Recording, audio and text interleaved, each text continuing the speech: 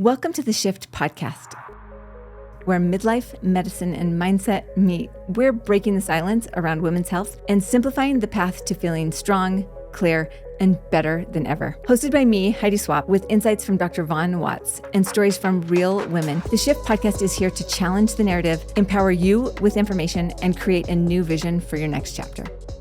Hey there, I am Heidi Swapp. Welcome back to the Shift podcast. And today is a little bit special, a little bit exciting, because we're going to talk about a project that we've been working on for a while. And I want to read this quote. Let's hope that I can see it. It goes something like this. The truth is that most women don't need more information. They need integration. And I think that this is so true for all of us. Like, we all kind of know better. And there's almost like this overload of information coming at us all the time, which is really why I wanted to do this podcast, because I wanted to keep it simple and to not like give these landslides of information. I wanted it to be easy.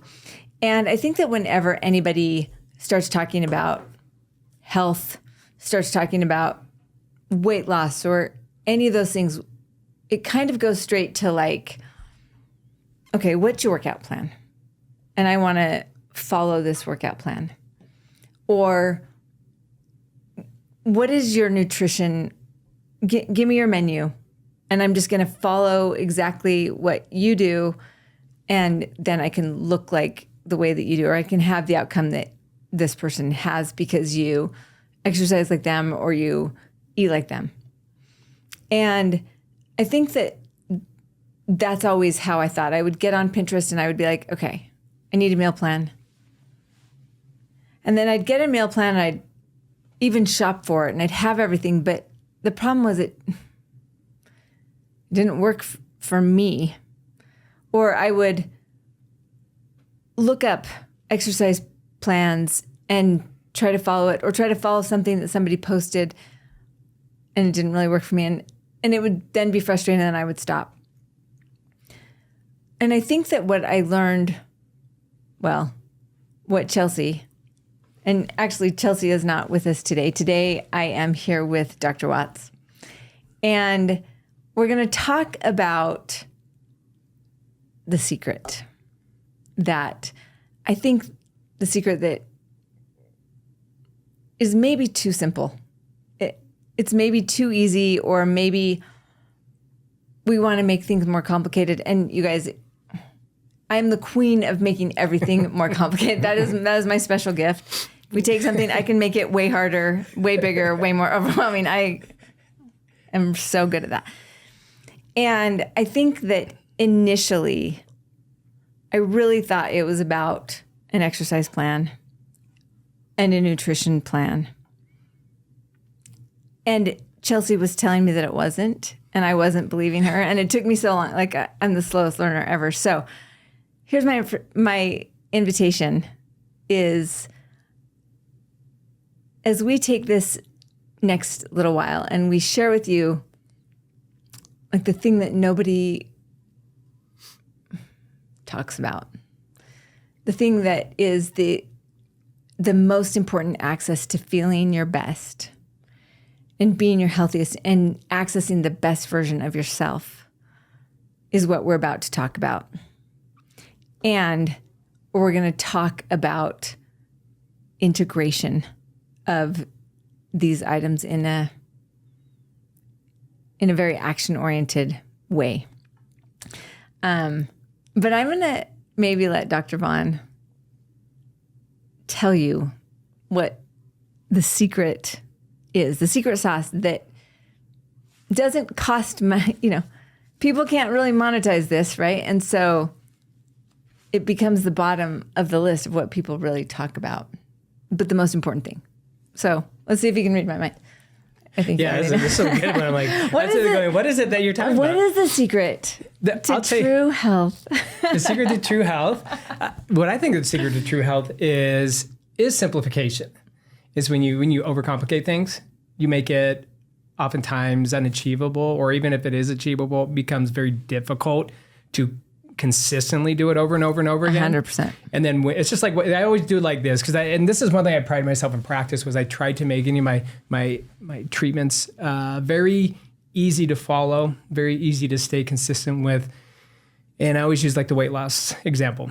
When everybody's trying to lose weight, you get going, you start on this weight loss plan, and you're going to eat right, and you're going to stop eating this, and you're going to stop drinking this. And then you start exercising, you work out, and then a week into it, you slip a little bit. Oh, no big deal. I had a candy bar or whatever. Oh, 2 days later I had this.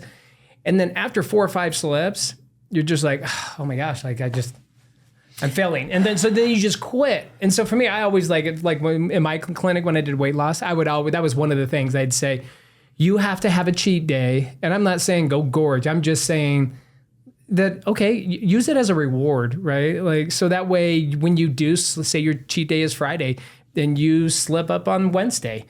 It's not the end of the world. You can be like, okay, my cheat day this week is Wednesday. You're making it simple. You make it so that it's like, you're striving for perfection, but you're not expecting perfection. You're really expecting consistency. And the easiest way to do that is to make something really simple and to turn it into an actual habit. Because if you make it simple enough, it can become a habit. And then once it's a habit, then you're off and running. And that's like with diets. You couldn't even imagine how many people ask me, hey doc, what diet should I be on, this and this? I'm like, I don't believe in diets. I don't believe in diets at all, because you're excluding things or including you're doing certain things that make it, all diets have a shelf life. I don't know very few people that have been on a specific diet, even if it's keto or if it's even vegan for 10, 15, 20, maybe vegan's different, but some of these vegetarians, but I'm talking like weight loss diets or those kind of things, or somebody's trying to do real specific diet for a long period of time, because eventually it just fizzles out and then they stop doing it, right? So for me, it's all about, well, let's change your dietary habits and educate, because an educated person is a compliant person. And then you can just change your habits, and then you're just changing your diet in general. You're not going on a diet. Right. You know what I mean? Well, I think that and maybe those of you who are listening, maybe you can relate. I think that we want to be like told what to do. Please, yeah, you kind of want a plan. You want I want to feel better, and so just tell me what to do and I'll do it. Mm-hmm. And the problem with that is that when somebody else is telling you what to do and prescribing something that worked for this person or worked for this person or worked for this person, but it might not work for you. And and then that becomes really deflating. As you were talking about simplifying, and you said the word multiple times, you said the word habit. And did I read your mind? You did. Okay, I'm not even going to lie. When you said that, I was like, I hope what are we talking about? I mean, I hope I knew he was going to hit the mark somewhere close. Come. Because one thing that impressed me the most about you from the time that I met you is that you wanted to keep everything simple. And I think that is incredibly important. And it's really hard for me. And the concept of habits, like, I know that when we say the word habit, immediately we start thinking about like our bad habits. How many of you, when you said the word habit, you start thinking about your bad habits, whether it's like picking your fingernails or, like whatever the worst habit that you have. And that's what comes to mind for me whenever I start like, okay, we're going to have a habit conversation. And I'm like, ugh, I have so many bad habits. Right.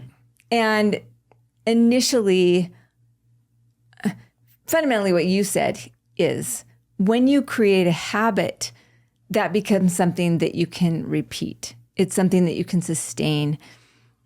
Ultimately, it becomes your lifestyle. And the simplest form of the habits and the simplest form of the lifestyle is what your brain wants. Your brain wants the least amount of resistance in your life. Yeah. Your brain wants to already expect what's going to happen. It wants to be pre-programmed, really. That's what our brain wants the most. And so getting up and getting out of bed and brushing your teeth, that's the habit that we can probably all agree that we have the quickest. And we don't think about it, and we don't like detest it. We don't think, oh, if I have to get out, I've got to brush my teeth. You know, like it's automatic. And so I think that anytime you start thinking about that automatic response, it's something that is easy to do, and it becomes very sustainable. And I think that when we talk about lifestyle, it feels like a huge mountain to climb. I need to change my lifestyle. And then you start thinking about like a New Year's resolution. And now I've got to like change everything about my whole self because my lifestyle is so bad, in air quotes, right? What I realized has changed for me in the last 4 years is these little teeny tiny shifts, which is exactly why I wanted to call this podcast The Shift, which is exactly why the word shift is so important, because this isn't about changing everything, like lighting the whole thing on fire and like trying to rebuild from the beginning. Right. This is about taking where you are and making little progress. Like, is this a little bit better? Can this be a little more natural? Can I incorporate this so that I can create this change? So, you know what's funny that reminds me of is probably one of the funnier movies from back when I was in high school in the early 90s. I love this. What was the name of it? Bill Murray was in it, and he was an absolute crazy person. And Are you talking about What About Bob? Yes. And it was always baby steps, yes, right? It's like you don't try to go from A to Z, right? Because that's a lot of people can do it. Don't get me wrong. People can go from A to Z like this, right? And it's a very specific personality, and it's a lot of hard work. But the average person going from A to B to C to D to E to get to Z is going to build you. It's like building muscle, right? You're building muscle habits in that same way. It's like baby steps, It's like, don't expect to be like, we're not expecting to come sprint. Like, you're not a sprinter. So let's start out walking, and then we'll jog, and then we'll get you into sprinting. You know what I mean? I think, I kind of am an all or nothing person. This is part of the thing that has been limiting factor for me, because if I was going to like restore a house, or, if I had a property and it was old and decrepit, I would much rather just like bulldoze it, right, and start over. But we can't do that with our bodies. This is it. This is what we have to work with. And so no matter where you are right now, this is the starting point of these little shifts. So the truth of the matter is, it's almost in our minds, I think it seems easier to be like, okay, tell me what my exercise plan should be. Just tell me what to do and I'll do it. That feels so much easier than, okay, let me start to rethink my whole entire lifestyle. Right. And so I think in the same time that it's very overwhelming to think about creating a better lifestyle, these little teeny things also can be very achievable.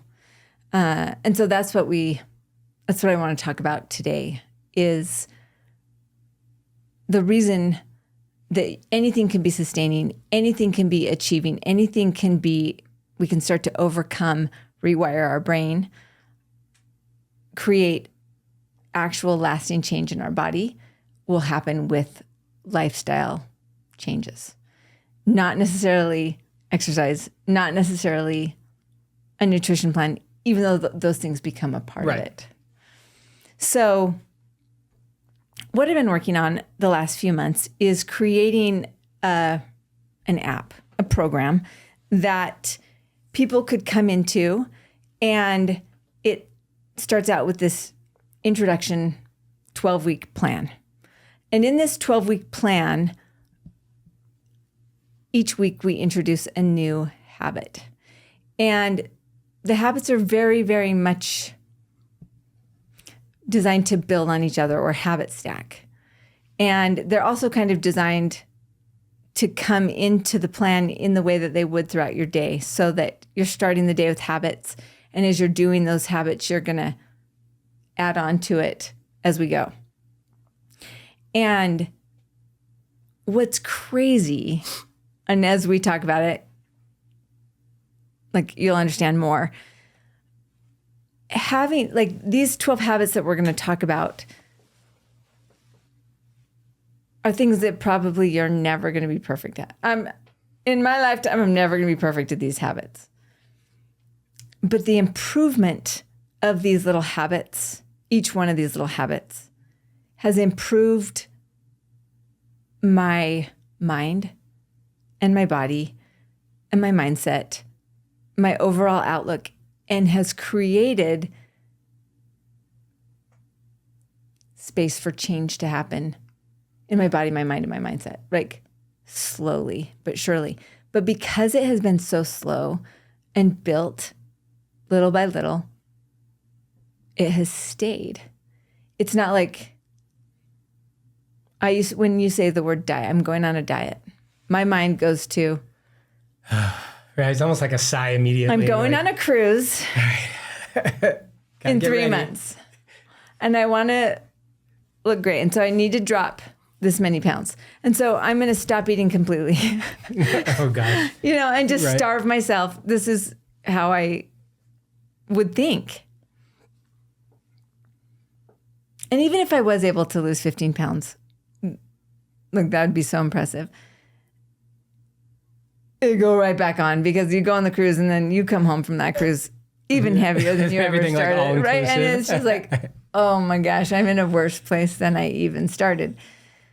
But not with these lifestyle changes. And so I think that I want to invite you, as we talk about these habits, these 12 habits that kind of back through science, I think that it's, if we've sifted through all the things that we talk about and all the things that people talk about, these are the 12 habits that, even if this is the only thing that you did, these 12 habits, you would see massive change in yourself over some consistency, and it would be sustainable and achievable.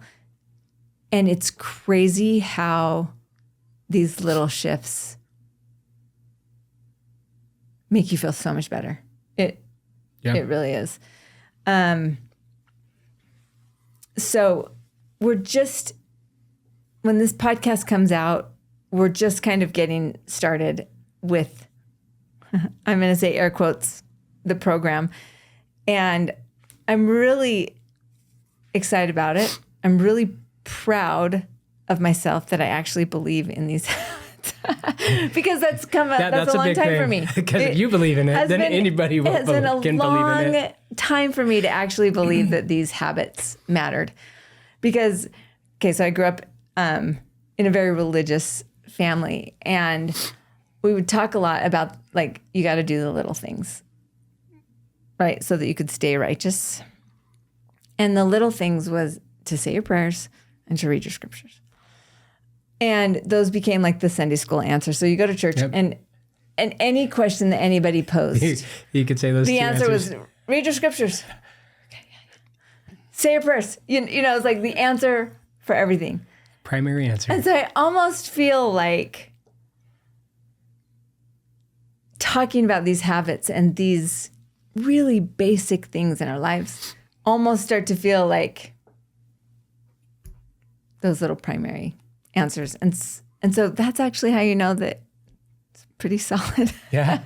Well, and the cool thing is, like, as we go through these habits, and I understand why it took you a while to get to some of these, because some of these, like, even when you're talking to them, we're like, that one seems woo-woo, That was a big problem for me, yeah. And we won't go into it yet, as we'll get into the habits, but like one of the very first ones in there, one of the first few that we talk about, we were talking about it, and we're like, yeah, here's a woo-woo one. And then I was like, well, actually, they've done MRI studies that show when you do this habit, you know what I mean? It was like, wait, there's science behind it. I'm like, there's science behind every one of these habits that shows improvements in your life. And the one thing too, and I think is important to note, is that a lot of these habits, I mean, men, women, like my wife, I was talking to her last night, you know, and I say, hey, she's like, what's the podcast we're going to talk about tomorrow? I talk about, hey, this is where we're going to be introducing the habits. And I said, this is something I want, you know, my youngest is going to be 18 in December. She's a senior in high school and I have 4 kids. And so I'm like, you know what? We're going to do it as a family. All of us. We're all going to do it. We're all going to start. And not, I mean, because we already do some of them, but I mean, we're going to go through it because I want my kids to go through it because they're young adults now. And really, these are all everything in here are videos that me and my wife have sent back and forth to each other, or I send to friends, or I get from friends. They're all things in the health wellness world, but a lot of these habits directly impact the struggles that a lot of women have. Lack of energy, lack of brain focus, you know, just tired, all these different things that a busy mom is dealing with because you got kids, you got activities, you got school, you've got the house, you got all these things. And I don't think I'm wrong. Most of my patients were women, and I'm married to a woman, and I have 4 sisters, and I've been around women my whole life. But I would rather go to work than do that. People say that hard. Yeah. It is a hard. Maybe it's not like, oh, you're out there, you know, throwing concrete around or something.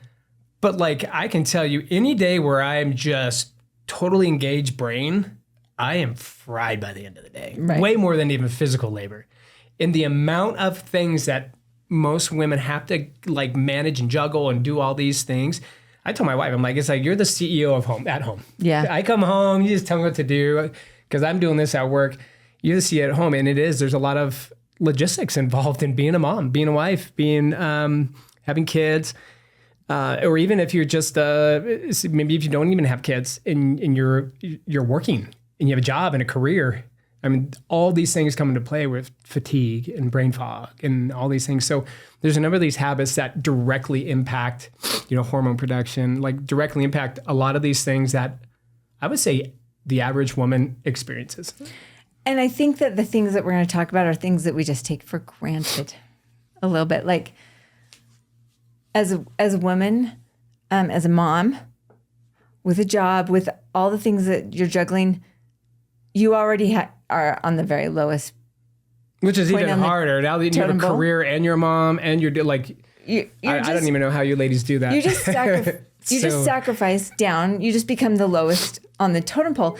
And then sacrifice yourself. As you think about the things that you need, these things that we're about to talk about feel like they can get cut down as well because they feel almost, like I said, you take them for granted. It's and we'll start into the very first one, and every one of you will raise your hand and be like, yeah, I do. I definitely sacrifice that. But what I want to say, even before we go into, and we're going to list out all 12 and talk about them really quickly. When I think about the shift and the priority of looking forward from wherever you are until the end of your life, there's 3 things that I think are worth really paying attention. The first one being like your brain health.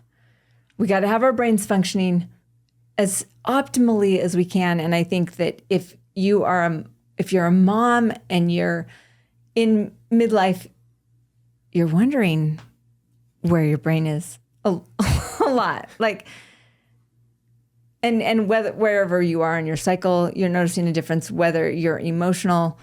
60% of the energy that we use in our bodies goes to our brain. And when you're emotional, it's more than that, right? And so brain health is number 1. The second thing to think about that these habits affect is body composition. It's really easy to be like, I'm going to lose 15 pounds to go on this cruise. And so you starve yourself and really you just lose muscle. And you feel fatigued and you can't think because your body is not operating because you're going into an extreme calorie deficit or whatever. Like we've all been there, we've all done that. And okay, let me think of the third thing. Movement or what?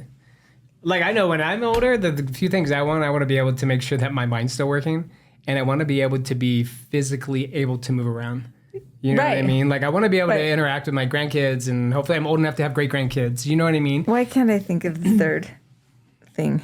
Okay, it'll come to me, and I should have it written down right here.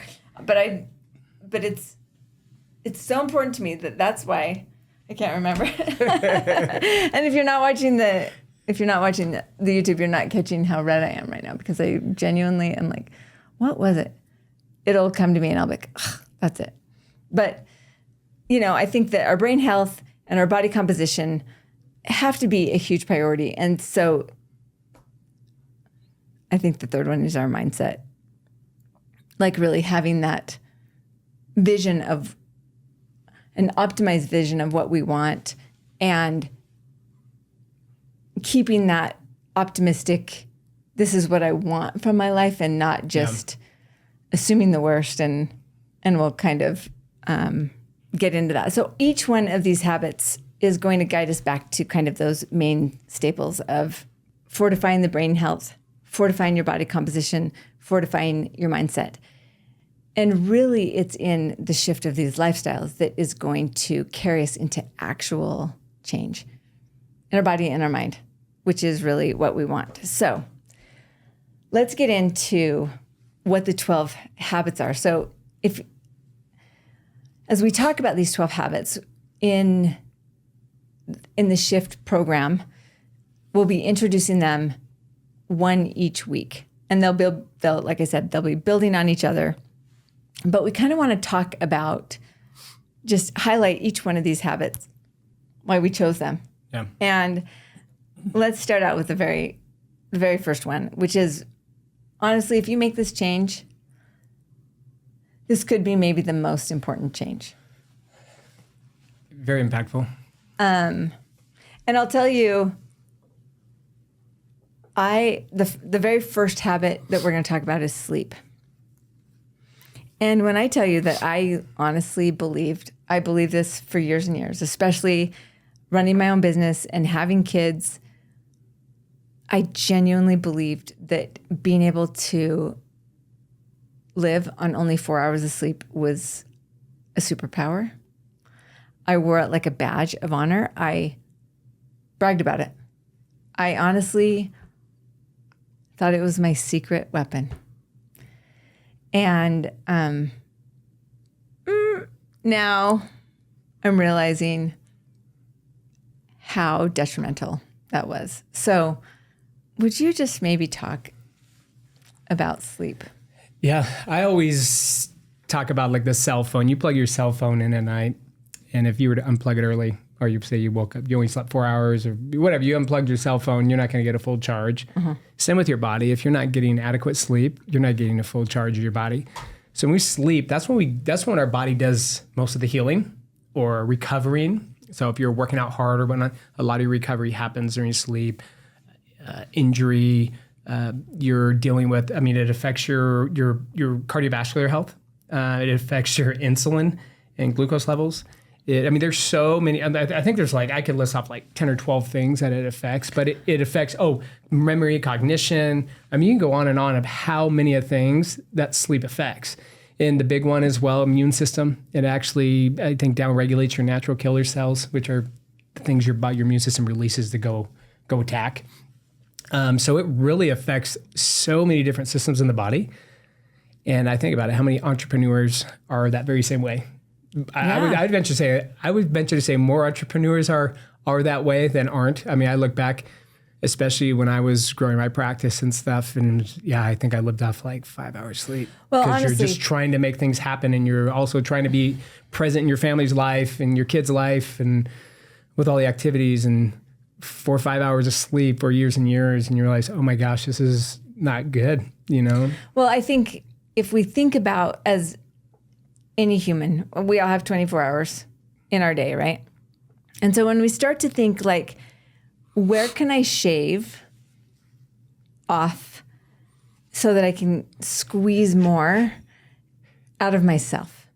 And it's always going to be sleep that gets shaved, right? Because never Instagram scrolling for hours on end, right? But no, we're gonna shave our sleep. Yeah, and how many of you who are listening as a mom, and you can just raise your hand in the car or wherever you're listening, like you just want to be left alone, and you want no one to talk to you, and you just need a minute of peace, and so you stay up late just to be alone with nobody calling your name.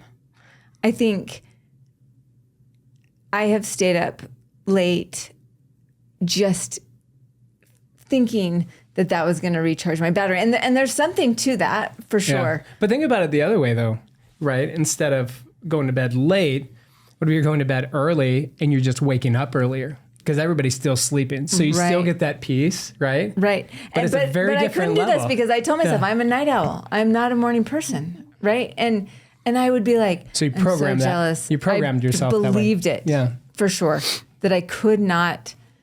It was because it's easier. It's easier to stay up late than get up early. In my mind, it was. Yeah. You talked about a term. You used a term called short sleeper. And so, like, what is that optimal? Like everybody says, is it 8 hours? Do we have to be getting 8 hours? They say 8 hours. I mean, really, if you can get 7 to 8 hours, you're doing really good. Right. If you have occasional 6 hours, I mean, you're on that cusp. You really want to be. You really want to be shoot for that 7 hours. If you can do 8 hours, great. I know not everybody, depending on your lifestyle and your job and all these other things. Well, and when you have can be difficult. Freaking teenagers that are getting home super late, and you need to be up. You know, like there's so many factors. But when you started listing the things that happen in our bodies while we sleep, it made me realize that I was really shortchanging myself valuable processes that were happening during sleep. One of the things that you mentioned was weight loss. Yeah. Well, let me go through some of these real quick and then talk about them. Okay. So cardiovascular disease, lack of sleep will increase your blood pressure, your heart disease risk, weaken immune system, it downregulates natural killer cells, cognitive decline, metabolic dysfunction. So it really does. It plays a factor in insulin resistance and glucose intolerance, obesity, hormone imbalance. So that's another thing that can throw hormones out of whack. And I think about how many women are dealing with hormones that are out of whack. Anxiety, depression. Think about how many women are dealing with anxiety or depression. Physical decline, poor recovery, and neurodegenerative, like dementia risk. It increases your risk for dementia. So think about how many the average women deal with some of those things, like maybe the brain fog part, the poor memory, because you're just going so many different places and you think it's because you're just being pulled everywhere.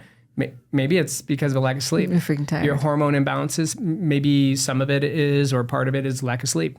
Maybe if you're dealing with anxiety or depression, maybe some of that can be contributed to sleep.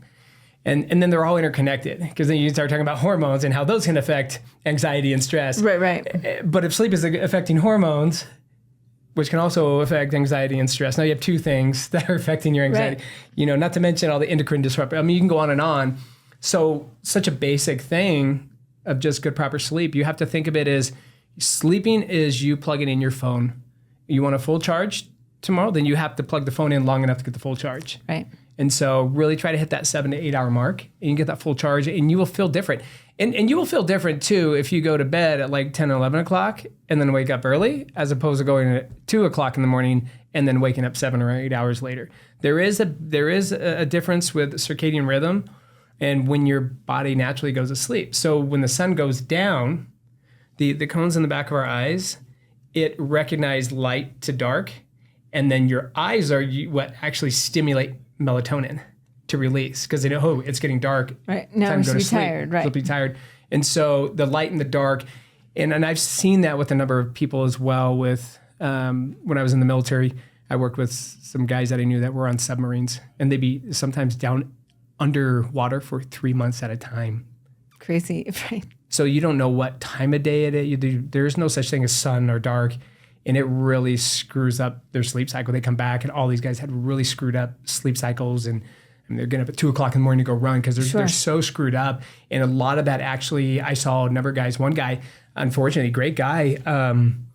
It from a psychological standpoint, he was getting pulled over on base at Pearl Harbor, and decided he wasn't going to pull over, and takes off on his motorcycle, and they follow him, and he jumps off his bike and goes and jumps in the harbor.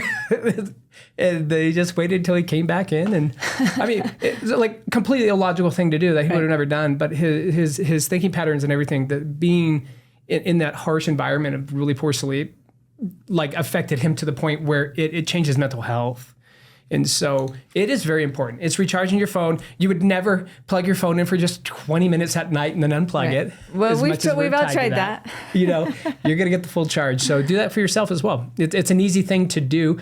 Well, it's not necessarily an easy thing, but as far as like a complicated step-by-step process, right, it is an easy thing to do if you can just get into that habit. Right. And I think that even... like if we go back to talking about a shift, like I couldn't just automatically start going to bed at 9 p.m. Or, right. you know, like you have to figure out like, okay, I'm going to do a little bit better. I'm going to do baby steps a little bit better, and then a little bit better. And what happens is you start to get rewarded by that consistency. I have done a thing in the past where I was like, okay, I'm going to have a whole week where I'm going to get 8 hours of sleep every single night. I tell my whole family, I'm like, this time I'm going to be in bed. I am out. Like, do not disturb, you know, and it is crazy. If you want to try something wild, have an entire week where you tell your whole family that you're going to get 8 hours of sleep a night, and you watch how dramatically different you feel. It is crazy. And I would love to be able to sustain that. I can't. Think about it. Think about your vacations. Yeah. Because you're sleeping. Yeah. You feel amazing, happy. right? You feel amazing. You're like, you feel rested. Here. Every time we do the same thing. Every time we go to like Mexico or Costa Rica, we're like, I should move in here. We're like, we just need to like sell our place. We can come there, buy a house, and just live this relaxed lifestyle. And it's like, and the funny thing is, you can do that here. Maybe you just sleep. gotta have some habits. Anyway, so that is the first thing that we're going to try to tackle, and just the thought that you lose weight when you're asleep, and that your muscles grow when you're asleep, like, dang, super worth it. And also, like, from those of you, I mean, I know probably many of you are listening have teenagers, and you recognize their hormone levels, and you know, they're going through their hormone stuff, and they're going through their brain development, and they sleep crap, and they're on their phones. They go to sleep with their phones. And if we can get our teenagers to sleep. Well, think about when they do sleep. So I have one son and 3 daughters, right? My son, there were times, I remember when he was in high school, I was like, where is that kid? Oh, he's upstairs, he's asleep. I'm like, that dude is always sleeping.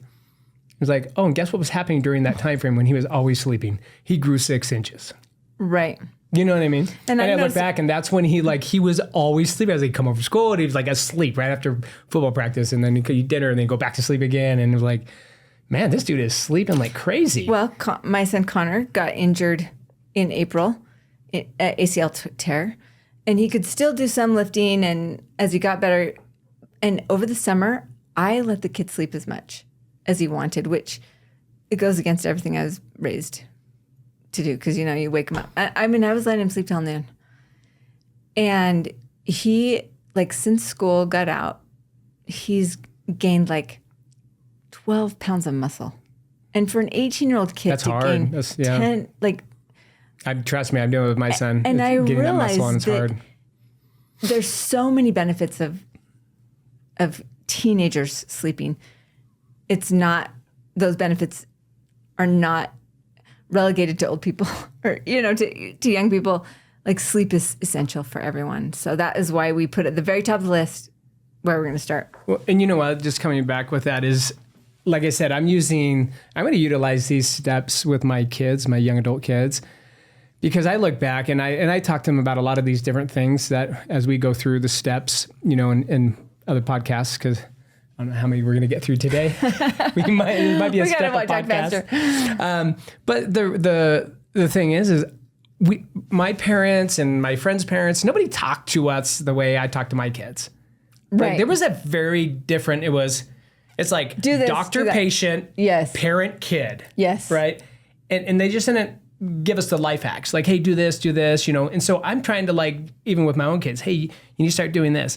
So do this for yourself. But also, if you do have kids, these are great habits to start getting your kids used to doing. Because think about and when you hear all the habits, and you'll be familiar with a lot of them, and you're going to go, oh yeah, I've done that for a while, or I know I should be doing that.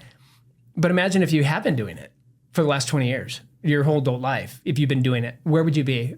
How much more successful would you be? Or how much better would you feel? How much better would your health be? Your relationships be?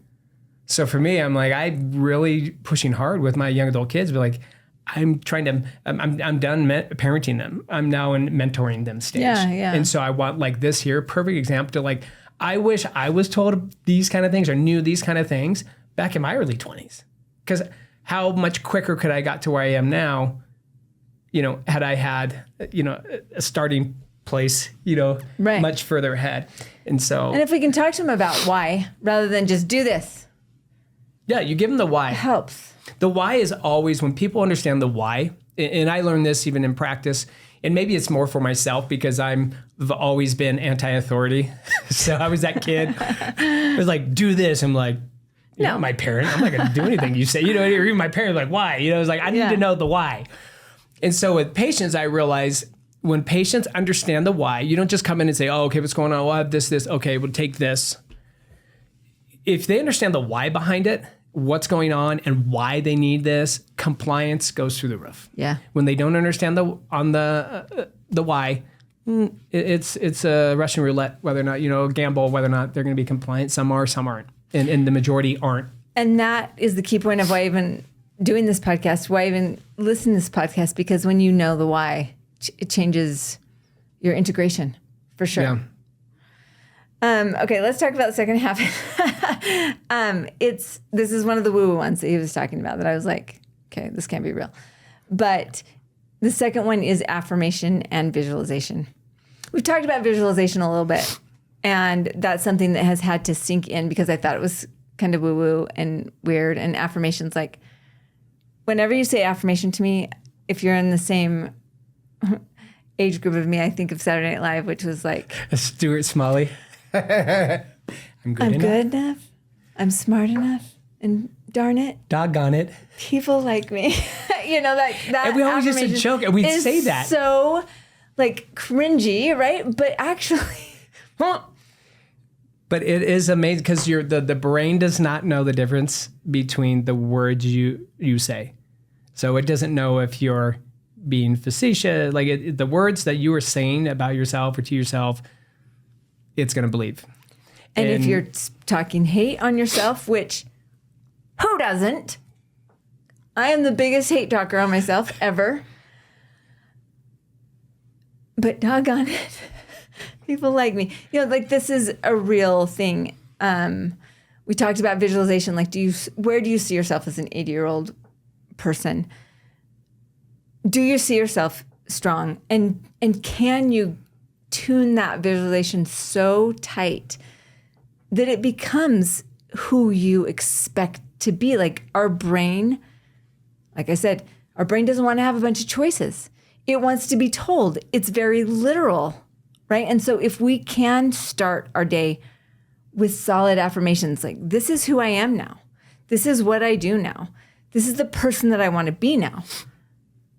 It changes the environment of the brain. You become that person. You become that person. Think about how many people we know, and maybe some people we know on the podcast go through this, but you're man, that person, always bad stuff happens to him. We talked about it on the podcast earlier when you're oh, my elbow, my blah, blah, blah. What's next? You're what's next? Because if you're thinking to yourself, what's next? Damn it. So, because instead of looking at it going, oh, you know what, I'm looking at it a different way, it's oh, this always happens to me. Oh, I always have bad luck. Oh, I have bad luck. That guy always has good luck. How does he always have good luck and I have bad luck? Probably because it's just a difference in words. They wake up going, man, I'm going to be lucky today. Or I'm going to be, like it's a mindset. And let me share one story, a visualization story. Because this is not things that we grew up in the 90s and 80s, as kids. But we do not. As teenagers in the early 90s. Those are weird people. Those are weirdos. We did not grow up knowing about visualization. And I remember I was 20 years old. I was in Venezuela. I remember sitting in this apartment and I was just kind of doodling on paper. And for whatever reason, I was like visualizing my life later. And I wasn't doing visualization. Okay, I wasn't actively doing it. I'm just wanted to be out of there. I was just sitting there going, you know what? Like, I just had I don't know, maybe it's because of high school. I had a class where we did some like drafting, like for architectural type stuff. So it was kind of cool. So I was just kind of doodling, like drawing my house, like drawing kind of doing what it'd be. And then I was drawing like what the property would look like, what I'd want. And about 3 years ago, so I was 20 at the time. I just turned 49. A couple months ago, and 3 years ago we bought the house we're in. We moved back from Kansas City back to Boise, Idaho, and we were gone. I think we were in California, my daughter's softball tournament, and this house came on the market. My sister sent to my wife, thanks by the way for doing that. My wife says to me the same investment, and she goes, check this house out, and I'm like, oh, awesome. There's like, remember that budget I gave? Like, it's like, you didn't even get close to the budget. Right. Like, Destroyed. It's so far outside the budget. But we started looking at it. I'm like, man, this is a beautiful home. And actually had my brother go look at it. And we put an offer in, like, we didn't even see the house. We put it while we were still out of town. And when we came back in town, we went to go see the house for the first time. And as we were driving in, well, one of the things that I drew on this thing when I was buying the house is the property was going to be on some acreage. I wanted to have acreage. I grew up in San Diego, so I didn't grow up that. But if somehow I'm this surfer boy from Southern California that somehow just has always been infatuated with like horses and land. And I'm like, I grew up in the wrong, well, don't worry, I didn't grow up. I love San Diego. But I've always been infatuated with animals and property. And one of the things was this long driveway driving up with trees and all that, right? So when we come pull up to the house, as we're driving into the house, it's a 500-foot driveway to get to the house lined by trees. And then as we're like acreage, and it was about, I think it was about 3 months later, we were sitting at the house and I was going through, sometimes old memories just pop in your head and I was like, oh, maybe I was thinking about some Venezuela stuff and just somehow kicked my head and I'm like, holy crap. I drew this when I was 20 years old. And I totally forgot about it. 100% forgot about it. Didn't even think about it probably ever again. Like, I mean, you're just trying to keep yourself occupied, and I sat there and I was like, holy crap, I bet you I could go back into my stuff because I have a trunk with stuff from Venezuela. And I guarantee you, like journals or papers, I guarantee you I have those drawings in there. What I'm going to say to that is that my vision of my future was that we would have a separate refrigerator in the garage that had sodas. You get it? And we have sodas in the garage. That's how you know your next level. That's how you know you've made it when you have a fridge in the garage as well. Dream big, people. Maybe just if I would have only just dreamt a little bit bigger. But that's awesome. But I love that because here I am thinking visualization is kind of woo-woo. And then realizing like that's how I work my business. It's how I work. Everything that I do is imagine it first, and then you follow that blueprint of your imagination. Right? And that is one of the habits that will help to create a shift in your life. I want to see if I can find this thing that I was talking to you about the other day, real quick.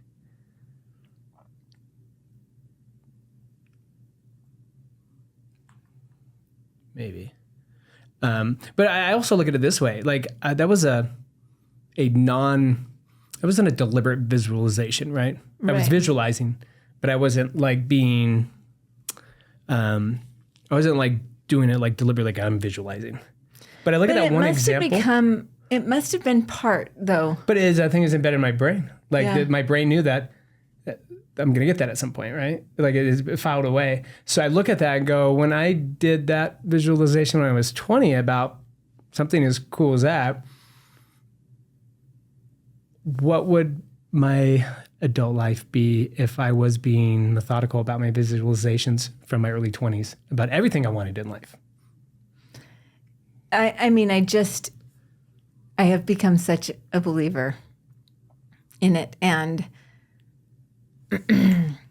I think that as we sit here and we talk about aging and we talk about our future, we really have the ability to create that in our mind first and follow through with that. And so in the Shift program, there will be prompts and there will be intention behind that. Okay, I found it. You want to hear it? Yeah. So talking about visualization, it activates the same brain region as actual performance motor cortex, premotor cortex, meaning your brain doesn't know that you actually did the activity or that you visualized it. And they did that in MRIs with overlapping activation between imaging and physically performing the movement. So that's how they measured it. So they did somebody doing this movement under it was like an fMRI or whatever they called it. And then they had him standing there just visualizing, and the brain lit up the exact same way. Right. So that's just one little example. There's a bunch of science, and we'll get into that as we get into the program for those that want to come do the program. But I mean, everything we talk about, whether you think it's a woo-woo or not, I tell you what, there's science that backs it. There's story after story after story of people that do it and have great success with it. The next one is something that's talked about a lot. And I know that you have a different perspective than I came into this with, and that's hydration. So I'm real bad at drinking water. It's not my greatest talent. But there's so many important benefits of hydration. Yeah. So why don't you speak to that? Well, I mean, our body's about 70 or 80% water. Obviously, it helps with skin, helps with a lot of different things. We want to stay hydrated. But I think the biggest fear, once again, you got to make it simple, because if it seems too hard, then people aren't going to do it. So when you tell people, hey, you need to drink a gallon of water and drink it, you're like, people are just like, I'm not going to do it. It's not going to happen unless you're this young single gym person. Right. There's always people I know that walk around with a gallon of water. This is making me thirsty just to talk about this right now. And so I try to make these things simple. It's like, it's not a matter of like how much water, like how many ounces of water you drink. It's like, let's get you drinking water. Because answer yourself this question right now. When you're thinking about this, how many glasses of water do you drink a day? Be honest with yourself. I bet a lot of people could honestly say 0, because Coke and Pepsi do not count, even though there's water in there. I know, I've been saying for years, there's 99% water in Diet Coke. Right. But so for me, I look at it and go, okay, well, how can we simplify it? It was the same way I would do when patients are trying to lose weight and they're trying to get off soda. I'm like, okay, I don't tell them stop drinking soda. What I tell them is, okay, every time you have a soda, you just can't have another soda until you've had a glass of water first. Mm-hmm. Okay, great. No problem. No big deal. I didn't take anything away. So what happens is they stop drinking as much soda because they're not as thirsty, because they've just replaced some with water. So they still get their soda, and eventually we get them to where they're totally off. It's the same thing with water, right? Like just introduce what first thing in the morning? Glass of water. All sorts of research on heart health, actually room temperature especially. First thing in the morning before you eat, do anything, drink glass of water. Drink glass of water at lunch. Drink glass of water before you go to bed. If you at least do those little minimal things, like that's simple. Everybody can do that. I'm not saying drink an entire water bottle. I'm saying even if it's an 8-ounce glass of water, before you go to bed, when you wake up, sometime in the middle of the day. Well, now how much more water are you drinking today than you were yesterday? There's a lot. You'd be amazed at how many people just don't drink water at all. I remember growing up there, I had one friend and her mom had 8 mugs in the kitchen. And literally her mom was like getting those 8 glasses of water every single day by filling up all of the mugs and then throughout the day just like getting through them. Anyway, she always got her water. And now you can have too much water too, though. That's the thing that people have to be careful of. Like, people drink a ton of water. I mean, you brought this up, and I don't think I've ever even thought about this. Yeah, I mean, you're going to flush out your like minerals and electrolytes. And so if you're drinking a ton of water, you're drinking the 3 glasses of water like we just explained, great. But if you're drinking a ton of water, like the gallon of water or those big, everybody carries what are those things called? Tumbler things? A hydro. A hydro. Flask. Yeah, the hydro flasks that are like super big gulps in a... Just 20 pounds. It's fine. So, but if you're drinking a ton of that, you need to make sure that you're maybe adding electrolytes to that water, because you can drink too much water and have a negative impact. I mean, technically you could internally drown from drinking water, right. But you'd have to drink. I don't have to worry about that. Trust me. Most people do not. I don't know anybody that does really, but no. I mean, if you're the person that drinks I can do the gallon thing, I'm going to do that. Well, that's great and all, but also, as you come into the program, we'll explain to you, like, keep things simple. If you want to go next level, that's fine. But just make sure that you're adding things in to make sure that you're doing it in a productive way. Right. The next one is one that I've taken to heart because I really wanted to try it. And I think I'm going on about almost 7 weeks, actually, really? Of consistent morning light. And it's summer where I live, and so I just don't know what's going to happen in the winter. Well, you're building this habit now in this good weather, so come wintertime, it's already a habit. I don't know. Let's hope it's going to be a habit, because right now it just feels like... So what I've been doing is setting my alarm for right before I know when the sun is going to come up. And for me, like, there's just this weird, I don't know if it's weird or not, a dopamine hit. Like, I love watching the sun actually come up over the mountain. We talk about how beautiful sunsets are. The sunrises are just as beautiful, right? Beautiful. And, I have had this lifelong night owl complex.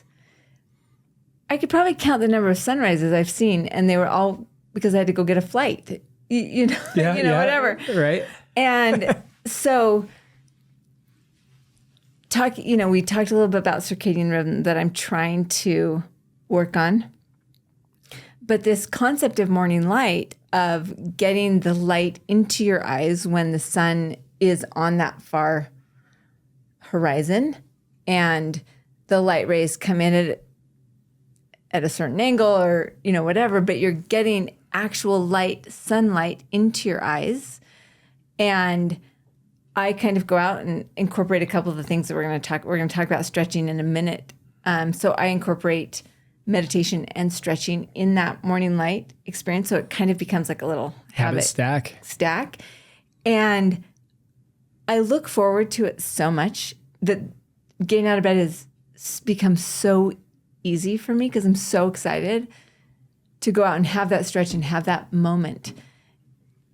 And the benefits that they talk about in the science days, talk about mood, and they talk about circadian rhythm, and they talk about improved outlook and improved feeling of well-being and kind of a euphoria feeling. And if you can start your day feeling great, yeah, it really is amazing. As I'm telling you. We've always been taught, you just grow up like, don't stare at the sun, right. All these old wives' tales that are, come to find out, many of them very ridiculous, or be afraid of the sun and lather yourself up with sunscreen. And the whole thing's ridiculous. The sun is the one thing that provides life to this planet. Yeah. And to us, and what's one of the big things we get from, we can get it, and when you come into the program and we really dive into all the health benefits, but just as a simple example, what's one of the main things we get from the sun? Vitamin D. Vitamin D. Right? And vitamin D is not a vitamin, it's a hormone. And it also affects your other hormones, and it also affects your neurotransmitters. And there's so much conversation around vitamin D. It's so much, because everybody's so deficient of it, because we've been told to be scared of the sun, so we get out of the sun. And it's so important, but it affects so many different things. It does affect neurotransmitters. It affects your mood. It affects your hormones. It affects your immune system. And so you're getting this vitamin D hit first thing in the morning, which is going to benefit your mood, your hormone regulation, your immune system. So that's how you're starting your day. I mean, it has turned it around for me. So let's jump in there real quick. When you look at that, before that 7 weeks, just kind of go back in your mind and look at how you felt, what your feelings were like, or just how your day started, as you got up in the morning, an hour after you were up and ready and going, what you felt then to where now after you get up in the morning and you stretch and meditate and sun gaze, now how you feel. Well, for me personally, and I shared... Just coming back to it, because you were like somebody who was in constant fight or flight. Yeah, well, and that's what I was just going to say. I've shared a little bit that fight or flight was my normal status. And so morning for me is like, I get up, I'm already late. I'm already in a panic. I'm already worried about the things that I'm behind on, and my heart is already racing. And it will make me feel emotional because... Well, look at that. And while you're getting that, think about this, right? So now what you're doing is instead of getting that vitamin D and getting the neurotransmitter support and the hormone support and the immune system support, you're firing cortisol, which is dampening your immune system, affecting your hormone. Like, it's literally the exact opposite. Me so short. Get in there. Get out. Like I just go into my tolerance level low. Yeah. So what is it? So anyways, so kind of explain how you feel different. You've been doing this for 7 weeks. That's quite a feat. Honestly, last November when I was challenged to like write down what I wanted my day to look like, I kept on writing, I want to be calm. I want to feel calm. Because I just couldn't get there, right? Being able to like wake up in the morning and come in from out where I've been stretching and where I've been just breathing, and I come in and I'm calm. And I don't like my thoughts aren't racing. I manage things. I am smiley. Like puts you in a good mood right out the gate. Yeah, and I'm happy. Like there's your neurotransmitters. I'm happy to let someone hug me. I was very don't touch me, don't look at me. You're like fight or flight. You're in this like constant state of like stress and tension. I love it so much. It has just changed my entire outlook. And like I said, I have to move to a warmer region. You're down to a beach. So for winter, I'm moving. I don't know where. Well, I mean, that's a real thing though, because you look at even the wintertime. In Colorado has a very high case of SAD. So does Alaska. There's certain states that have a high case of SAD, which is seasonal affective disorder, where they get depressed. I mean, think about like people who live in countries that don't get any sun in the winter. I mean, at least in Utah, we do get a beautiful shining sun in the winter. And you get some of those people that get that, and what is that? It's a lack of vitamin D, which affects your neurotransmitters and your hormone. Like once again, boom, boom, boom. So that's why there's all sorts of studies when you look at people that actually live, like people like me who grew up in San Diego, who grew up in the sun every day, all day. You're happy all the time. And then the beach, and then in your grounding in the sand, and you're in the ocean, and the minerals and electrolytes in the ocean is different than just, I'm drinking minerals and electrolytes. Right. And you're absorbing it into your skin. I think I talked last time. Again, this is why we want to move there to the beach. Yeah. When I used to tell you, I was a kid in high school, I would go there. Like that was the guarantee to clear your face up, but to go surf. Right. The sun and the water. And I'm not even kidding. In one day, you clear your face up. And it just shows how powerful it is to be in nature, be in the sun. It heals. How it heals. And it heals in so many different ways. So I haven't done that yet. I'm just going to be full disclosure here. She's been doing it for 7 weeks. I haven't done it like that. But I was talking to my wife the other day about this. I'm like, this is just something I want to like build that habit with you. Like we get up, we're on the tail end. Like it's just going to be you and me here soon. And so like what better time to like build these habits together, you know? So yes, we're creating this program for women. I'm going to go through it. I'm going to have my kids go through it. And me and my wife are going to do this together. Yeah.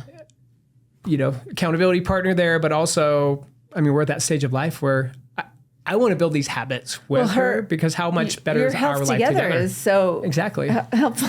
Right. Our next one is supplementation. And I'm just going to let you have it because let's just we'll get through this one quick. I take a total of 0. So I'm at ground 0. So I own a supplement company. So, and as a doctor, I prescribe supplements. And so, yeah, supplements, they are important. And I give a few different criteria. One is make sure you're reading the label. Make sure that it's clean. Make sure that you understand what the ingredients are that are in there and what those ingredients do. Number 2, make sure that you have you're getting a product where the absorption of the product is higher. Your average supplement you buy at Walmart or CVS or GNC or online is a 25 to 40% absorption rate. That means you have, expensive pee. So people said that. So that's like with some of my supplements, like we do specific technology to increase that, where ours is like 65 to 90. This isn't a plug for me. I don't care if you buy from me. I'm just saying this is teaching you, because no one company has all supplements. So you need to understand, if you're going to buy supplements, what to look out for. Make sure they're clean. Understand the absorption rate. Like, am I absorbing this? Because it doesn't matter how clean the product is. If you're not absorbing it, you're not utilizing all that much of it. And the third one is know why you're taking it. So, and I'll share this story. I was vice president of nutritional education at doTERRA for last year before I left to go focus on my company, Aegis. And it was amazing to me. I'd have a lot of people that would come up to me and say, "Hey, doc, they ask me health questions after, speaking and stuff." And they would go through everything they're on. They're on like 13 products. And I was like, holy hell, you're on 13 products? I'd be like, why? Like, tell me the why. Because people want a protocol. They say, tell me what I should take. And you're like, okay, well, I take this and I take this. And then this person takes this and this and this. And okay, I want that. And I want to be like that. And I want to be like this. And I just want to be healthy. I just want to feel great. And so give it all to me. Yeah. And I heard it. Well, this influencer said that everybody needs to be on this. And this influencer said everybody needs to be on this. The reality of it is, when it comes to supplementation, yes, our foods are devoid of vitamins and minerals. We talked a little about that early in an episode. Like, they went in and actually measured the vitamin C level of spinach when it was in the produce section in the grocery store. And when they tested it, it had 0% of vitamin C. And it's the way we farm here that the soils don't have the minerals and stuff. So yes, a good vitamin, multivitamin mineral is be something good that everybody should take. But then when you start looking at other supplements, now it's a why. Why are you taking it? Well, it's a supplement. So first of all, are there anything in your diet that you're not eating that you probably should be eating, but you don't like it? And so if you hate fish, then you really need to be supplementing with a really good omega-3, DHA product, right? And it stresses me out when you say a really good, because I don't really know what that is, but we're going to get to that. Well, and that's the great thing, is that they're like that one specifically. There's a lot of research on omegas. So when you go to find a company that sells an omega, they should have the research. And if they can't provide you the research about their omegas and what they're doing, go to a different company, because there's tons of company that sells omegas, but the really good ones are the ones that can say, yeah, we've tested our omega, this, boom, boom, boom, this is what it does, here's the studies. That's an example, right? You're not getting that, so you need to supplement that. Right. Other things are, well, what are your goals in life? Well, you're working out, right? You've been working out with Chelsea quite a bit for the last number of years. So protein and creatine are big things that you're adding, but you know the why, right? Right. So I'm not as caught up in how many supplements you're taking. For me, my first question is, well, tell me why you're taking it. If you tell me why you're taking it, and because somebody said I should take it, or an influencer online said I should take it, that's not a good reason. And if you've had a blood panel and you're deficient in this, or if you're knowing, then that's a great one. And that's why I always recommend doing that running an annual blood panel, not just testing for organ function and physiological function, but also testing for vitamin or mineral deficiency. Because you can check to see what am I deficient in. You can check for toxicities, all these different things. But I really recommend doing that so you can see, what am I deficient in? Because you might be amazed that, I'm deficient in ABC, or I'm deficient in magnesium. Well, first of all, no matter what the vitamin and mineral is, it's always better to get the vitamin and mineral in the real food source, if you can. And you'd be amazed if you're like, oh, I think I need to be on this because I don't eat this food, so I need to be on this. Like, well, with AI and stuff now, just go plug in what foods have contained good amounts of, ABC, and you may be surprised that there's some foods that you do like that you can eat, whereas some of the other ones that had it, you didn't like it, so you're not eating it. So always best to get stuff from real food. But if you can't, or if depending on what it is, because some things aren't just about supplementing vitamins, minerals. Some things are also about you're trying to do things like, I take lion's mane. Why do you take lion's mane? Oh, I take that for brain cognition and brain health, right? So there's other things like that, but just know your why. I mean, if you know your why and you're getting a clean product and you're getting a product with good absorption, like that's 90% of the way. Well, the next habit is real food. And this kind of goes into that, like, I think all of us have this knee jerk that it's like, okay, could you just text me my meal plan? This is the working out, the diet. It's like, it just seems overwhelming. It seems like it's going to be so difficult to be able to eat healthy. And because I should probably like food prep a million meals and put them in the freezer so I can, I get a little lost in the sauce. Right. With this. And it can be simple. It is simple. He says it is simple. Everything I teach, I make it simple. It has to be simple, right? There's just, we're at an age now where there's so much information, it's overwhelming. And people almost this is the old analogy we used to back in the day when before I was a doctor and I was in sales, and you'd work every once in a while, you'd run into an engineer type. You'd always say, oh, here we go. This is going to take forever to close this because this guy's paralysis by analysis. Right? Yeah. And that throws people in when they look at it. There's so much information about diets, and there's so many people that say this and other they say this. And what do you do? Keep it simple. And it is simple. And when you're an all or nothing person and somebody says, you got to track your food. Right. Or it is really difficult to track your food, even if you're using an app and you're like, I'm going to count my macros. And sometimes you get so far into that, like, it becomes a full-time job.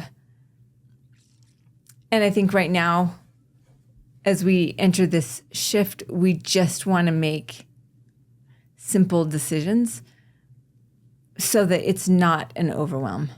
And there's one thing that you say, and you say it so fast, and I need you to say it slow. I need you to say, do you know what I'm talking about? Yeah. Are you reading my mind? Because he does this, even when he presents, I'm like, you need to slow that down for the women in the room who are processing at about 40%. Okay, because he's like, and I just heard. Okay, so say it slow. You want to know something funny? I'll say that, but you want to know something funny? When I lived in Venezuela, I remember after I gave like a talk, I was speaking, and afterwards I went down and I was talking to people like, hey, I was asking like, hey, how did I do? And I was asking this Venezuelan person there, and she looked at me and she goes, it was good. She's like, to be honest, you were speaking so fast. Like I was trying to like listen to you. And I'm like, you're a native speaker. Yeah. No, this so dude. Even in Spanish, I speak fast. Speaks fast. So here goes. You ready? Yeah. Nutrition. I just say nutrition 101. It's super easy. Keep it super simple, right? If it grows on the ground, in the ground, swims or flies, you're good to go. If it comes out of a bottle, package, or can, try to avoid it. And it comes down to that. Don't try to be perfect. Try to be consistent. So I'm an 80-20 guy. So if you can eat that way 80% of the time, and then every once in a while, that 20% of the time, okay, I'm cheating or I'm eating some, okay, whatever. But I tell you, just doing that, you're eating better than 90% of the population. And then it doesn't have to be, I'm going to Trader Joe's or I'm going to the co-op or I'm going to whatever natural health store, right? Where I have to buy my vegetables and stuff. Don't get caught up in that. Eat real food first. That's good, right? We got good, better, best. So that's good. Better, okay, if you want to get into, organic, there's a lot of debate on that even. You spend extra money for things that, if they've been tested, are still contaminated with pesticides. You're just spending more money for it. Mm-hmm. Now, overall, it's probably still better than just average produce. Best, you grow your own garden produce, right? So again, move to a warm climate. Okay. But good is still good, right? Good is still better than 90% of everything else. And it's that simple. Eat real food, and look at it. And when you go into, even if you're going into a crappy fast food place, right? Actually, you were talking about it yesterday. Like I go over, and I'm not saying this is crappy. It's clearly not, because everybody, including my kids, they all love Chick-fil-A, right? Yes. But when you go and you even have those moments, you're like, okay, we're whatever. We've been at volleyball or we've been at dance, and it's like late, and we just need to go get food because it's 9:30 already. Okay, so now you go into a Chick-fil-A. You have options. Well, now instead of like trying, how can I be healthy? Oh, this is going to ruin my healthy. Okay, well, I'm not saying Chick-fil-A is healthy, but I'm saying you can choose a healthier option. So it's like, okay, so I'm getting grilled chicken salad. Right. Great. Okay. You know what I mean? Now, do you eat Chick-fil-A? Yeah, people talk about, there's just so much gloom and doom about everything. At the end of the day, it's like, okay, you can't eat anything, because if you listen to every influencer online, there's nothing left to eat. Yeah. Everything is bad, including natural stuff. Yes, yes. And so I just like wipe that away, because it's too overwhelming. And most of it is a bunch of BS that people are spewing online so that they can become the person who is anti this. For me, I'm like, I want people to feel empowered. I want things to be simple. I don't want you to be overwhelmed. And I can promise you, I can show the blood work of patient after patient after patient that just went to that simple concept of eat real food in 80-20. And just from doing that, seeing their metabolic health, type 2 diabetes, hypertension, high blood pressure, complete reverse in 4 months. Mm-hmm. Just from that, and walking, I'd have them walk 30 minutes a day, just from that. And it's simple. And there's no diet, there's no counting, there's no nothing. It's just eat real food and try to eat and make your plate. This is the other thing I say, make your plate look like a plate at a fancy restaurant. You're paying $60, $70, right? Well, no. What it looks like is your plate is half that plate is a good vegetable of some sort, right? Maybe it's green beans, or maybe and there's it's butter on it. Right. Yeah, real butter. Absolutely. Real butter is absolutely good for you. Don't buy all the hype of other things. Butter is good. And then a quarter of your plate is a real good quality meat, and then the other quarter is a high quality like starch or carb, as opposed to your entire plate being a carb. You know what I mean? Right. So just know that. And whenever I explain that to patients, like do this diet style, grows on the ground, in the ground, swims or flies. You're good to go. If it comes out of a package, bottle, or can, try to avoid it. 80-20. You don't have to be perfect. You just want to be consistent. And then make your plate look like a plate, like if you went to Ruth Chris or something. And the first thing they do is they go, oh, I'd love to eat like that. That sounds amazing. Yeah, it's not hard. Nothing I just told you is like, you can't do this, you can't do that. It's like, no, just keep it simple. Eat real food and make your plate look like this. And you'd be amazed at not only how much weight you will naturally lose because you're cutting out. The thing about this, just from going off of soda and not changing anything else in your diet, I've seen people lose 10, 15 pounds in a few weeks just from not drinking soda anymore. Now imagine if you did that and then you also stopped eating those ultra-processed crackers and cookies and chips, and you're replacing that with fruits, getting your sugar somewhere else, how much weight you'll just naturally lose without even working out. Mm-hmm. And so that, like for an all or nothing person, where that freed me up so much. I'm like, okay, so I need protein and I need a veggie. Done. And so I'm just like, okay, here's my protein options and here's my veggie options. And I'm just crisscrossing them. So anyway, it can be simplified, and I love that so much. The next one I think is also can be so simple, maybe the most simple, which is steps and movement. We have all become just a little less So I developed a habit with that. Okay, let's hear it. I'm going to be the first to admit, especially as a busy entrepreneur, I just released a book. I have a couple of companies I'm running. Life's busy, and then kids with sports, you're just busy, right? And so I haven't been as consistent as I need to be as far as working out. But and people are kind of like, man, you say you don't work out, but you're fit. I'm like, well, I inadvertently developed a habit many years ago, back when I was in sales in the mortgage industry back in my 20s. Whenever I get on the phone, like with a client, up from my desk outside, and I'm walking, pacing on the phone. So literally every time my phone rings, and it's not even conscious. I have experienced this. It's not even conscious. You will never, it's like seeing a unicorn if you see me sitting in a chair on the phone. Phone rings and I'm up and I'm out. Like even at home, I'll get up and I go out on the deck and I'm just walking back because we have an octagon shaped home actually. Okay. Which I thought was weird. And then you get in there and you're like, anyways, it's cool. But so it has a deck that goes all the way around pretty much, like 3/4 of the way. So they like, and there's windows all the way around.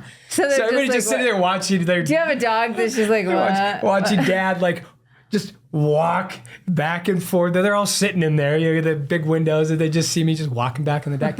And I'd have to look, but I bet you, I think I average like probably 15, 20,000 steps.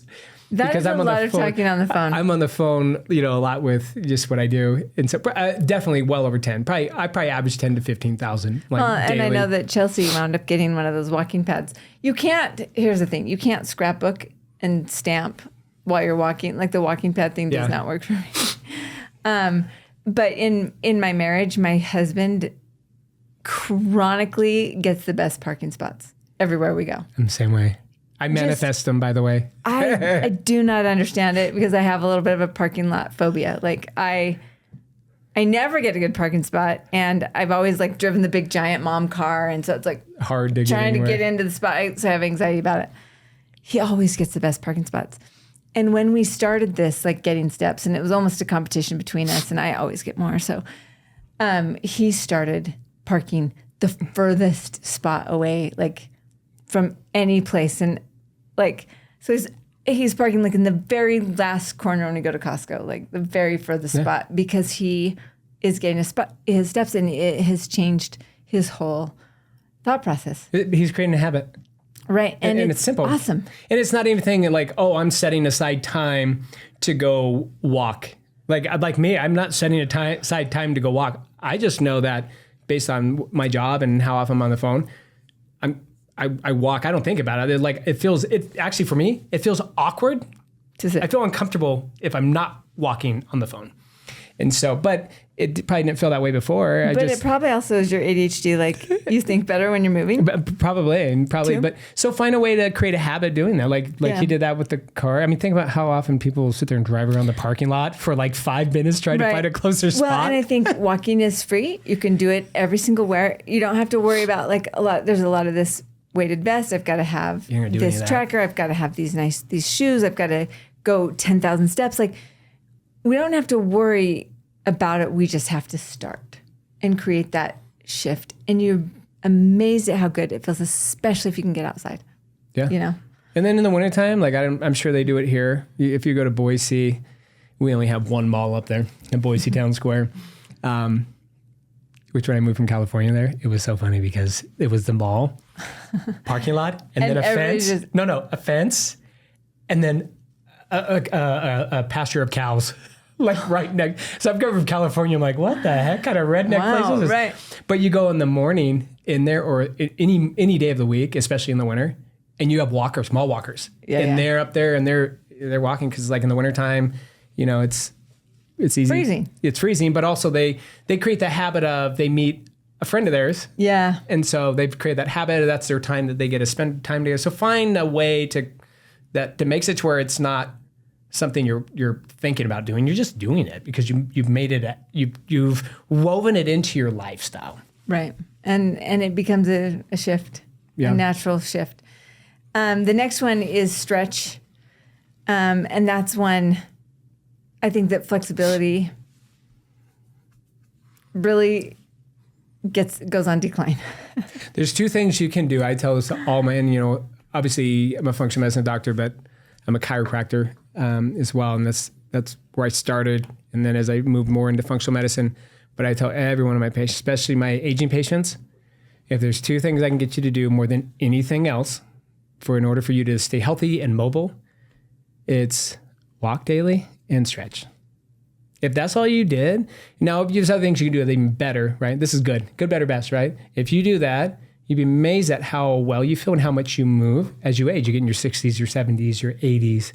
And we talked about this the other day. You go, and you actually lived in China, right? Yeah, I did. And I brought it up, and you're like, oh, that's exactly what it is. And you see these videos of people in the parks every day, and they're down there, these old people who have these they're 80 years old with incredible posture. They walk everywhere, and they're not pain walking. And you're like, what are they doing in the park? They're doing Tai Chi, which is dynamic stretching, right?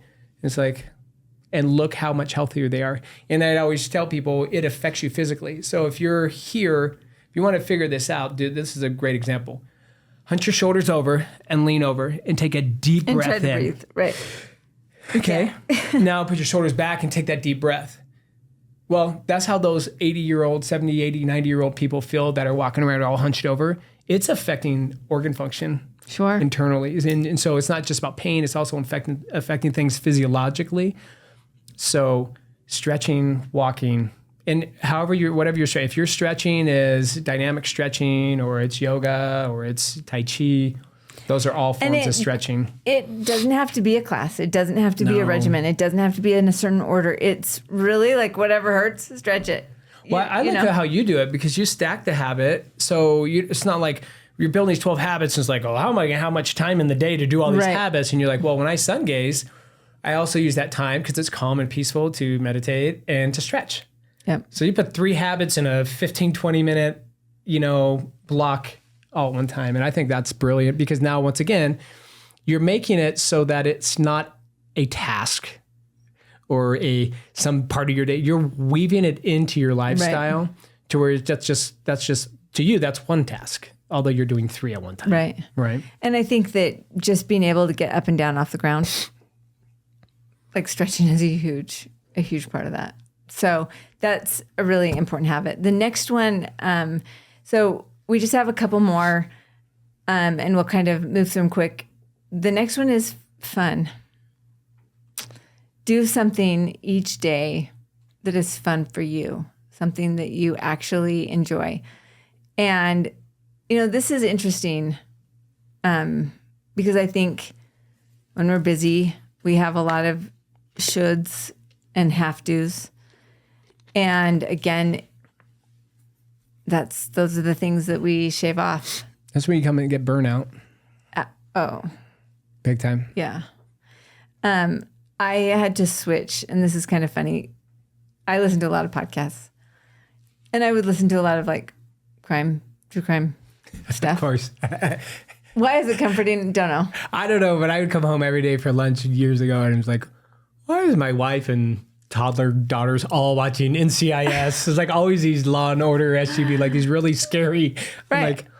Don't know why. There's a fascination with the crime. I kind of switched to starting to listen to comedians and just like laughing, having a little chuckle during my day. Mm-hmm. Like really, that's a small thing. And luckily for me, my work has a lot of things that I really enjoy. And so I kind of have to give myself a few minutes to do something that is just for fun, that isn't on my task list. But it's amazing what that does for your mood and what it does for your mind. And playfulness is living. And it changes your physiology. So whenever I work with patients that are going through cancer treatment and then they want to add some holistic or natural things. Once again, this is the great thing about AI for those that are using it, or just go Google as well. Look up there's research studies that show laughter it physically changes your physiology. And so that's in my cancer protocol when I'm working with patients that want to do some natural things alongside their chemo and radiation or whatever. And, we give them some really good vitamin, mineral support, all these other things. But there's other things. There's mindset, but I talk about laughter. I'm like, when you're watching TV stuff, while you're going through all this, watch comedies, watch funny stuff, watch things that are lighthearted or emotionally uplifting, because there's science out there. There's peer-reviewed research showing that it does change your physiology. And while we can't probably cut all the people out of our lives that stress us out, we can make sure that we're getting people in that add to our lives. Right. And, so if that means you're going to walk with a friend, you've got to walk, you're going to walk, get a friend on board, do the things that make you happy. And just because you enjoy them, well, especially as a mom or as a woman in general, but I'll just kind of go on the mom thing here, because moms get pulled in more directions, I think, than any human on the planet. Your cup is very empty. Mm-hmm. Everybody's constantly taking from your cup. And so when we say fun, do something that's going to fill up your cup. Do something that's going to fill your cup up. You got to fill that cup back up, or how are you going to, you won't, you'll eventually burn out and crash, right? At some point, because eventually you're going to have nothing left in your cup. So whatever that is that makes you happy, like you own and run a craft company. That's different than doing it taking the time, because why did you do it to begin with? Because something you love and you're passionate about, and then it becomes work.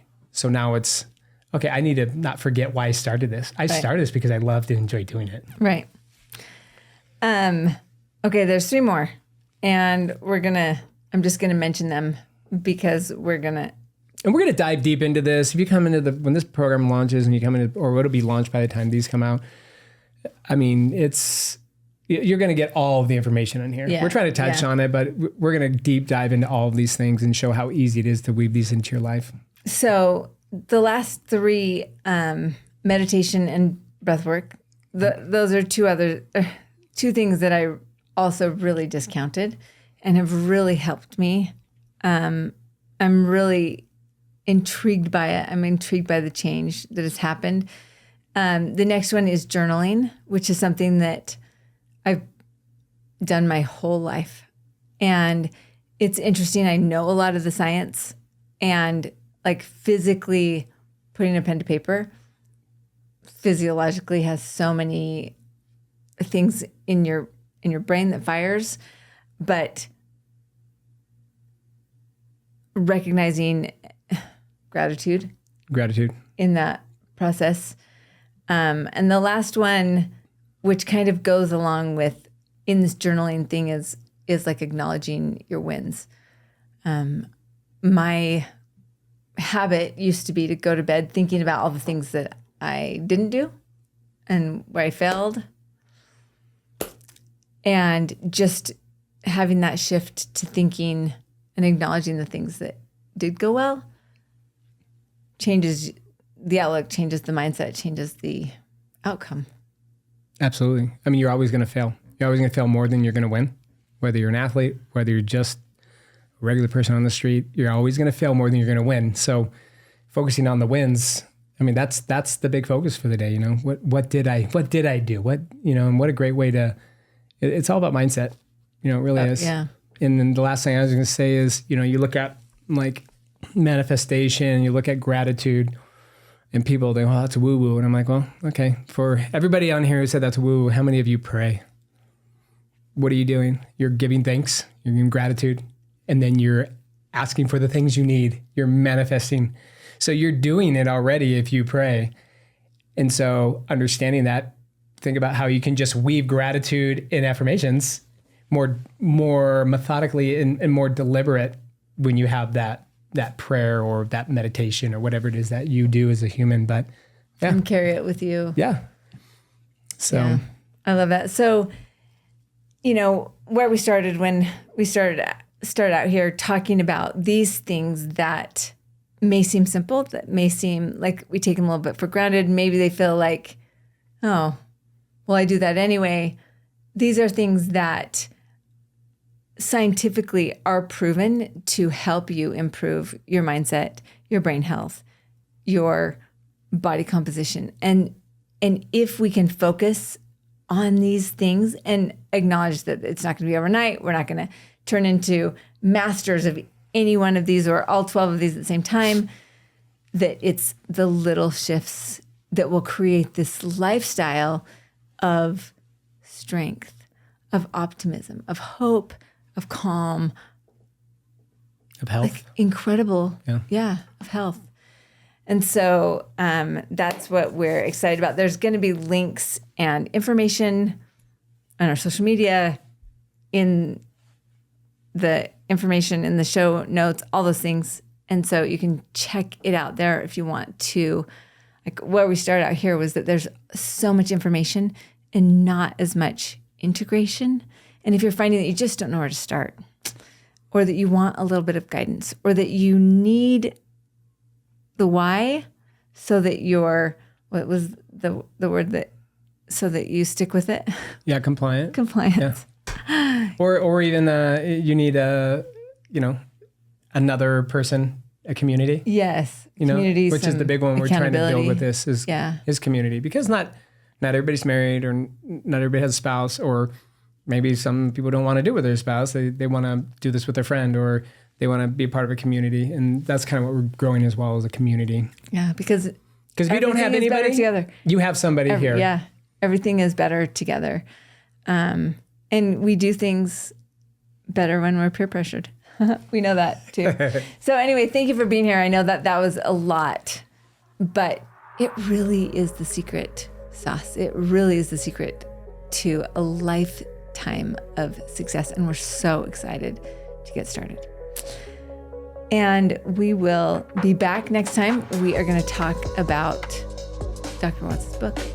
So, hope you join us. Dr. Vohn Watts, a chiropractor and founder of Foundational Wellness, shares his insights on how the body functions as a whole system, along with the principles he uses to help people get on the path to better health. Please remember, the information shared on this podcast is for educational and information purposes only. It is not intended to replace medical advice, diagnosis, or treatment. Every person is unique, and your health decisions should always be made in consultation with a qualified healthcare professional who knows your individual circumstances. Neither Dr. Watts nor this podcast is responsible for any actions you choose to take based on the discussions in these episodes.